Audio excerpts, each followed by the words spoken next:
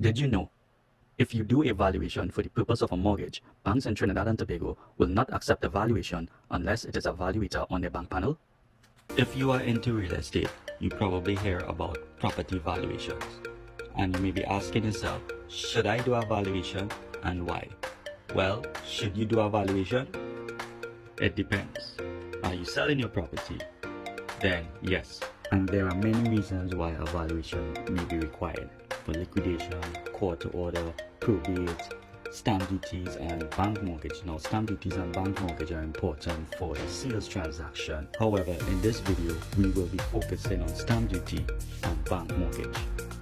When you are selling your property, the majority of the buyers will be going through a bank mortgage or a bank loan to purchase your property. And one of the main requirements will be a valuation. So you may be telling yourself, alright, I will just go through the yellow pages, find a valuator, get the cheapest one, and the valuator will value my property for X amount of dollars. And when you do all of that and you submit the valuation, the bank will then tell you, sorry, we do not accept this valuation because the valuator is not on our bank panel.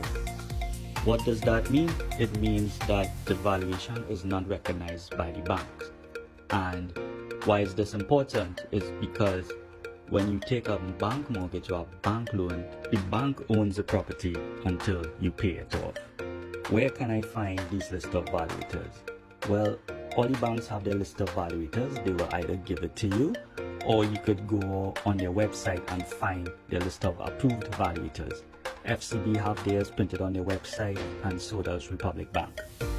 It is important to note that valuations are only valid for 3 months, and the cost of them are a percentage of the value of the property. Unlike in other countries, where valuations and appraisals are a flat fee. Here is an example of a residential home. The house is being valued for $1.1 million. The valuators will give you an excess of around $500,000. Therefore, you will be paying a percentage of 1.1 minus 500,000, which will be $600,000. Their percentage is around 1/4%. Therefore, if we multiply $600,000 by 0.0025, we will get $1,500. And they will also charge you a deposit, which might be around $2,200. So on average, a residential house, the valuation will cost around $3,700. Bear in mind, different valuators will carry, excesses will vary, percentages will vary, the deposit will vary. Also, the type of land, if it's agricultural land, house and land, commercial, will vary, and also if the property is valued for more than $5 million. If you would like to get a list of valuators who are on the bank panel, you can always visit their website. Republic Bank has theirs listed on their website, as well as Citizens Bank. Another reason why the valuation is required will be to pay stamp duties. The buyer is required to pay stamp duties to the Board of Inland Revenue. This is also required to register your deed. And also the calculation of the stamp duty is based on the valuation figure and not on the sale figure. Please note that if 2 valuations are submitted to the Board of Inland Revenue, the stamp duty is calculated on the higher figure. You might be asking yourself, well, how do I calculate my stamp duties? Please note that the government also have exemptions for first-time homeowners. You could always visit this link that I listed out here, and there is actually a stamp duty calculator you could use. Type in that link you see there, or you could also type it into Google and use the calculator on the website. Now it's time for that age-old question. Who should do the valuation? Is it the seller or the buyer?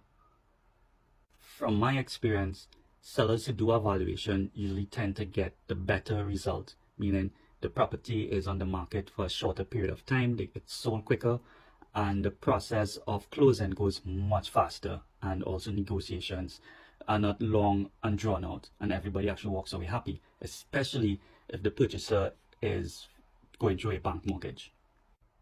It's commonly for residential properties here in Trinidad, a market approach is used, and that approach follows the steps of data of recent transactions in your location and houses that may be similar to yours, and plus or minus adjustments. So for example, if the houses in your area were 4 bedrooms and they sold at a particular price, however your house is a 3 bedrooms home, they will adjust the price accordingly to those adjustments, whether it's more bedrooms, less bedrooms, the size of the land, how many cars could fit in your garage, and etc.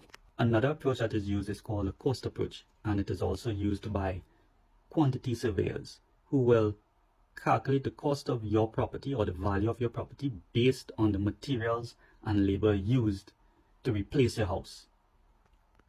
And the next approach that is commonly used for investment properties or commercial properties will be the income approach. And this is used to calculate the value of your property based on the income that the property generates. Income is usually the rental income on the property.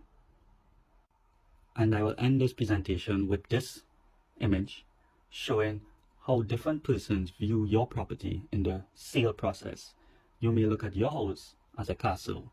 However, the appraiser or the valuator might look at your house differently and value it at a lower price than you would expect. And however, the tax assessor or the taxman might look at this house as your castle.